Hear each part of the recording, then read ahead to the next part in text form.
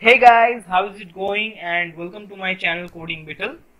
So today we'll be learning about text areas and buttons.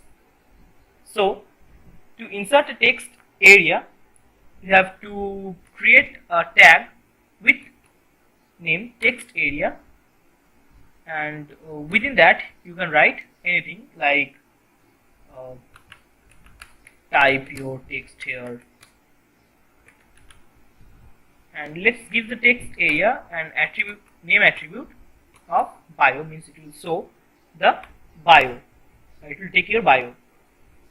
Let's refresh, and this is the text area. You can insert anything you want here, and by clicking the down right corner of the box you can just drag it to make it as much big as you want. So let's get back to the text editor and add some more infos or attributes like rows of 8 length and columns of length 40. Let's save it, get back to the browser and refresh. See here you have a sorry, I don't know why is it showing like this.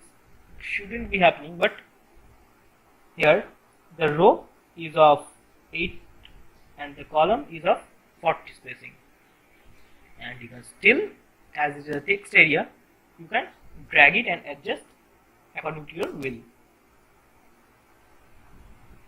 Let's get back to the text editor and let's add a button after that. To add a button, you have to give input type